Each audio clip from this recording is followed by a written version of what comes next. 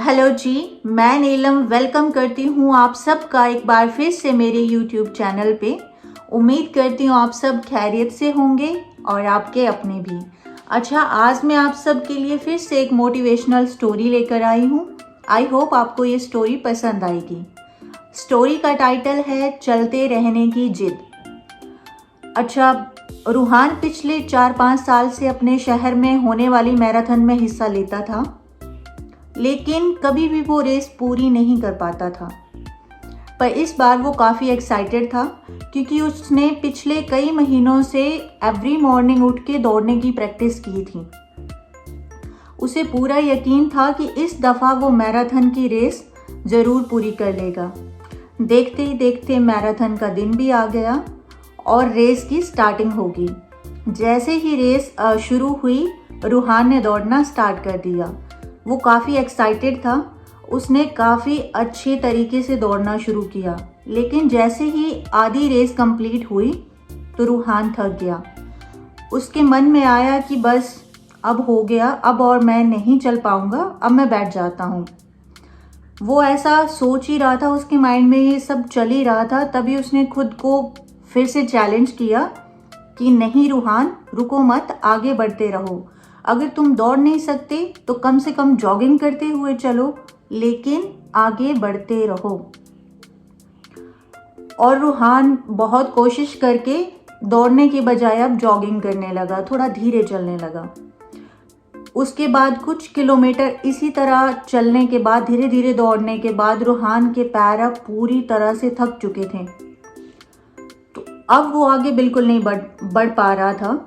अब उसके मन में फिर से वो थॉट्स आने लगे कि अब बस और नहीं चल सकता मैं।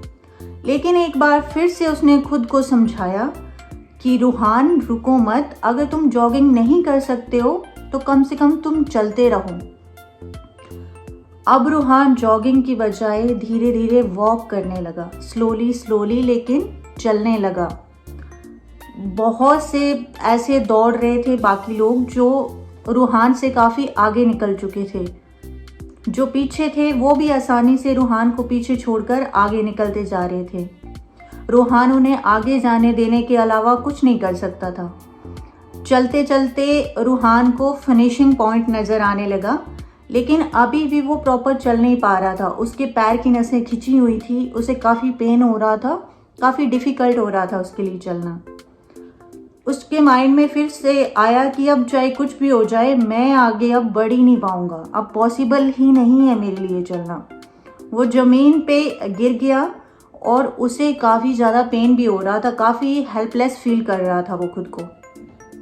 लेकिन फिर उसने एक बार जोर से वो चिल्लाया और उसने कहा कि नहीं, आज चाहे जो भी हो जाए मैं ये रेस पूरी करके रहूँगा, ये मेरी जिद है। माना मैं चल नहीं सकता, लेकिन धीरे धीरे लड़खड़ाते ही सही, पर मैं ये रेस पूरी ज़रूर करूँगा। रूहान ने बड़ी हिम्मत दिखाई। एक बार फिर से पेन इतना हो रहा था जो बर्दाश्त भी नहीं हो रहा था, लेकिन फिर भी उसने वो पेन सहते हुए और एक बार फिर से वो लड़खड़ाता हुआ स्लोली स्लोली चलने लगा। जब उसने फिनिशिंग लाइन पार कर ली तो लाइन पार करते ही ज़मीन पे लेट गया। उसकी आंखों में आंसू थे, लेकिन वो खुश भी था।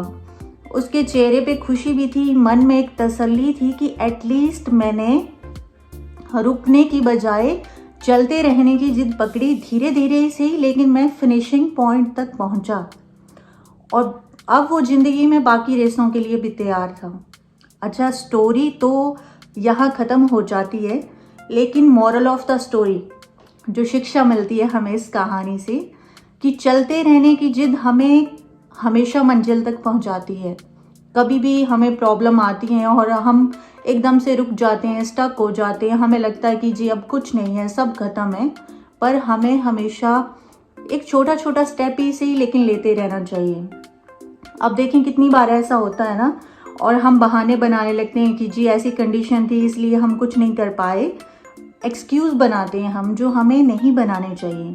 अब मान लीजिए घर में गेस्ट आए हैं, आप स्टूडेंट हैं, आप 8 घंटे नहीं पढ़ सकते तो क्या, आप 2 घंटे तो पढ़ सकते हो ना। और इफ़ आप फील्ड में काम करते हैं, मार्केटिंग लाइन में हैं, बारिश हो रही है, आप एवरीडे 10 कस्टमर से नहीं मिल सकते तो क्या, कम से कम 2-3 से तो मिल सकते हो ना। तो एकदम से रुकिए मत, थोड़ा थोड़ा इसे ही पर चलते रहिए।